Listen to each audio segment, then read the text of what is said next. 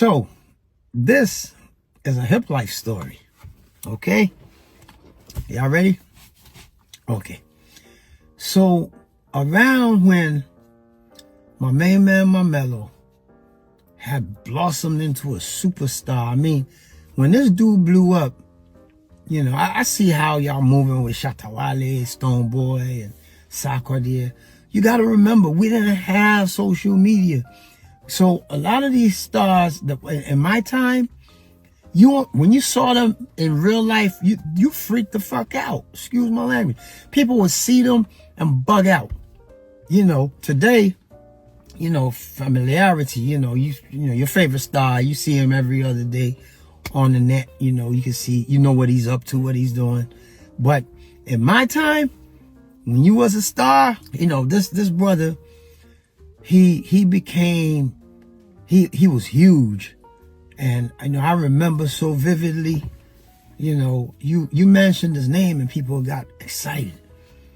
And being the personality that he was, because, you know, he himself was he was a big personality. He still is. I speak about the one and only, my brother. He just lost his father. My condolences once again.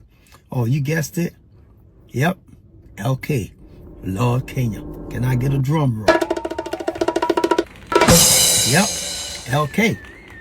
So anyway, when LK is this superstar, remember, I knew LK while he was coming up, and, you know, he's like kinfolk. He was family.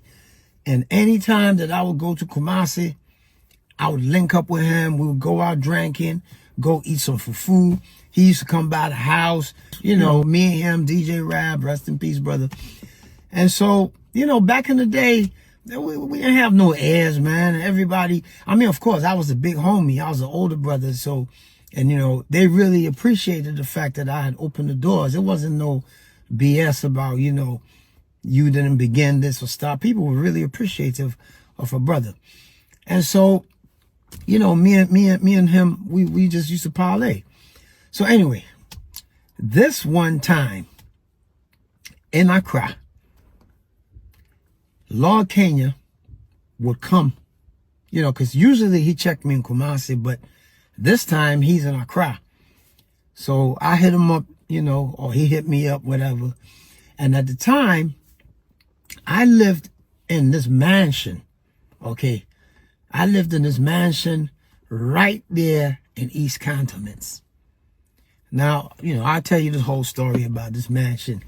And so, you know, yeah, I had just signed a really good deal. And when my father passed away, may he rest, I inherited his television.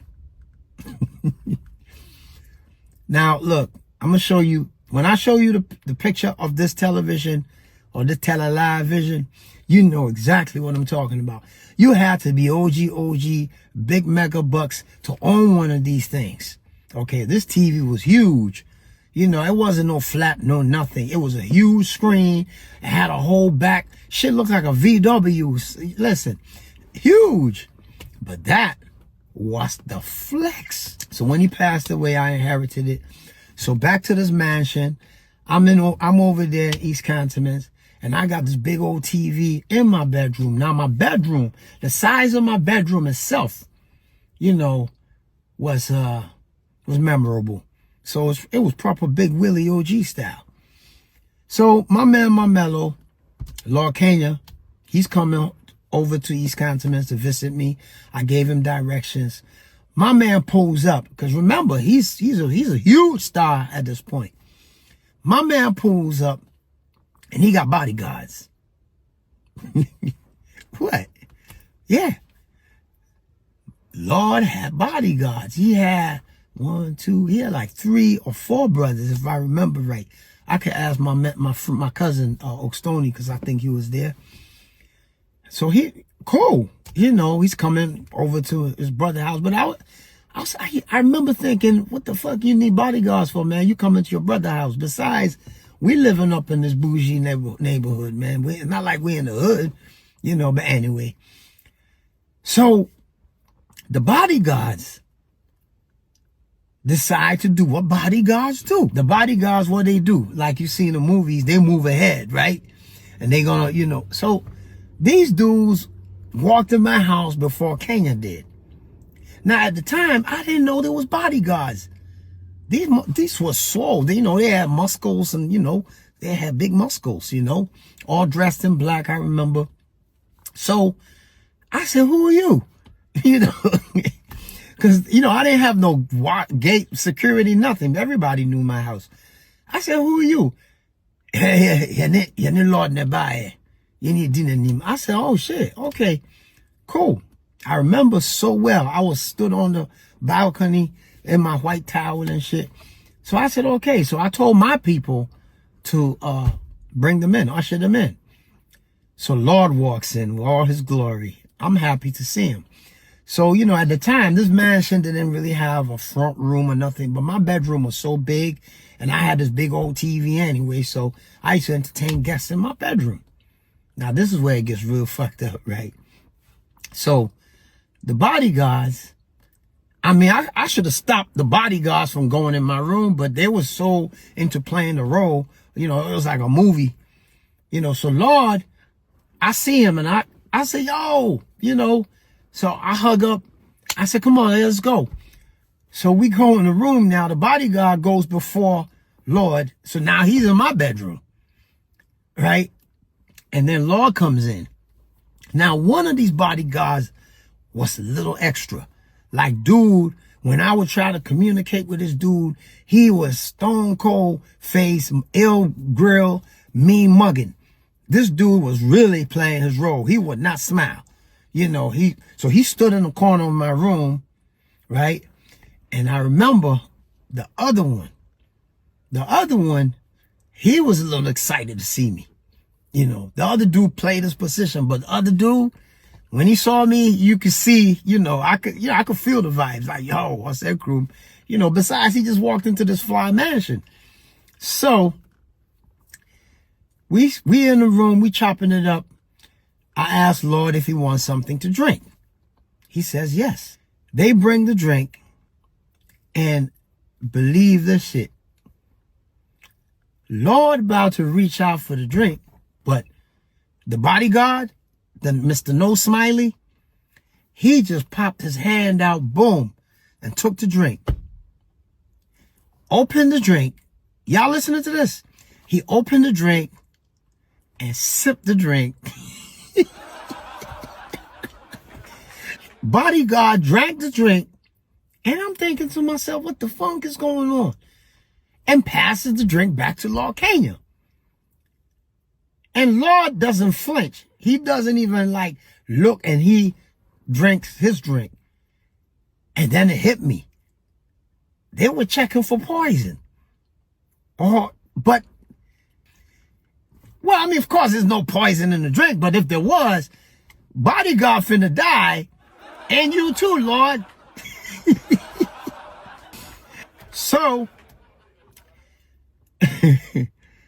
this is where shit really broke, because I would now, because, I wanted to show Lord one of my videos. And so I was laid up in my big old bed. I had like a queen size bed. And then I turned on the TV. And when that shit come on, because, I had dimmed the lights so the shit come on.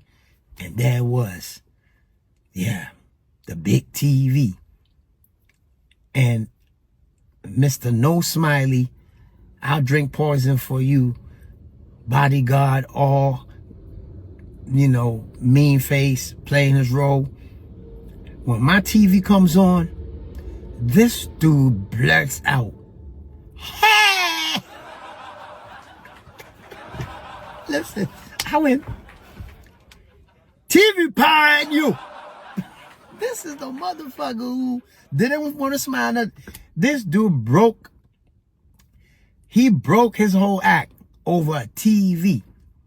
Dude was so moved by the TV that he went out of character. And boy, did we crack up. We were laughing, and then, but when we was laughing, Lord was straight faced, but the dude, he would now walk towards the TV and he's looking at it from behind and asking me questions. This dude, he wasn't the same dude that came in there ready to drink poison for his mans. No, this dude was excited over some damn TV. And so this is a Hiplife classic. I need my podcast, I know. But yeah, man, this is what happened. I don't know if Kenya remembers this shit. It's been so long. But yeah, that's what happened there. A television broke the vim of the super bodyguard. Ladies and gentlemen, enjoy your day. And today, we got televisions that's this big and this slim. But yeah, this is a picture of the kind of TV.